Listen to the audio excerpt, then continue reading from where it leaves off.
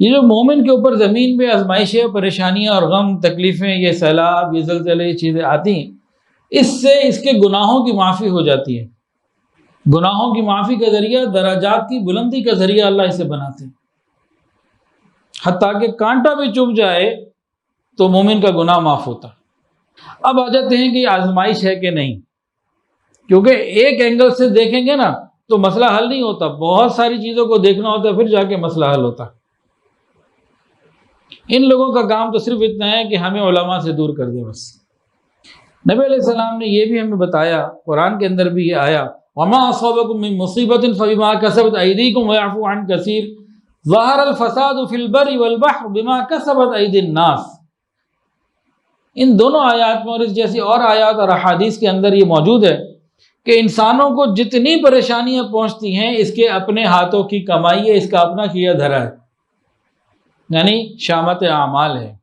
اور یہ بھی موجود، اعمالکم عمالکم، جیسے تمہارے اعمال ہوں گے ویسے تمہارے حکمران ہوں گے۔ ہمارے اعمال اگر اچھے ہوتے تو حکمران اچھے ہوتے، حکمران اگر برے ہیں تو سیدھی سیدھی بات ہے ہم برے ہیں۔ ہمیں تو یہ بتایا گیا۔ پھر یہ بھی نبی علیہ السلام نے بتایا، جس معاشرے میں سود، موسیقی، زنا، بے حیائی عام ہو جائے وہاں عذاب آتے ہی آتے یہ قوم اپنے اوپر اللہ کے عذاب کو حلال کر لیتی ہے۔ یہ حدیث میں بات موجود۔ سود ہمارے ہاں گھر گھر میں بہت اکثریت میں ہے، بے حیائی اور بے پردگی کا تو پوچھو ہی کوئی نہ۔ آج تو نوجوان بچی کے سر پہ دوپٹہ نظر ہی نہیں آتا، اور زنا اس کی بھی کوئی انتہا نہیں۔ تو یہ ہمارے گناہ ہیں، گناہوں کی سزائیں آ رہی ہیں، اسی وجہ سے آ رہی ہیں۔ اب یہاں یہ کہہ دینا کہ شہر والوں پہ نہیں آئی، گاؤں والوں پر آ گئی، حالانکہ بے حیائی، زنا، سود، شراب، ساری قسم کی غلطیاں تو زیادہ ادھر ہوتی ہیں، ان کے پاس کیا؟ یہی سوشل میڈیا پہ جو آپ کو سارے شروع میں پڑھ کے سنائی، اسی قسم کی باتیں تھی نا۔ تو اس میں بھی سوچنے سمجھنے کے کئی اینگل ہیں۔ پہلی بات، اللہ کی مرضی، اللہ تعالیٰ آن دا ہول اس کو دیکھ رہے ہیں، وہ جو چاہے کریں، ایک بات۔ دوسری بات، اللہ رحیم و کریم ہے، ایسا نہیں ہو سکتا کسی کے ظلم کی سزا دوسرے کو دے دیں۔ اگر آج وہاں 20 لاکھ ایکڑ سے زیادہ فصلیں تباہ ہوئی ہیں تو شہروں میں ہی تو آنی تھی وہ گندم اور دوسری چیزیں۔ اس کے علاوہ جو گاؤں دیہات میں رہنے والے ہیں، آخر ہم نے کیسے یہ سمجھ لیا کہ وہ انتہائی پرہیزگار، متقی اور بہت اللہ والے ہیں، وہاں گناہ نہیں تھے؟ کیا وہاں بدعات نہیں تھیں؟ کیا شرکیہ رسومات نہیں تھیں؟ کیا وہاں آپس کی دشمنیاں، لڑائیاں نہیں تھیں؟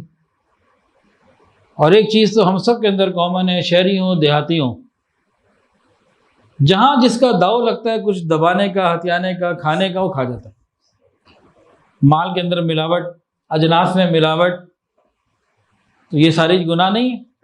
حقوق العباد، ایسا نہیں ہے کہ چیزیں شہروں میں نہیں ہیں۔ اللہ نے کسی ایک حصے پہ عذاب دیا، ہم تو ایک جسم کے مانند ہیں۔ اگر ہاتھ کسی ہاتھ، آپ چلتے ہوئے جا رہے ہیں، خدا نخواستہ پاؤں سلپ اور ہاتھ ٹوٹ جائے، ہڈی ٹوٹ جائے، تو آپ کہیں گے جی یہ ہڈی کیوں ٹوٹی ہے ہاتھ کی؟ چل تو پاؤں رہا تھا، تو پاؤں کو سزا ملنی چاہیے تھی۔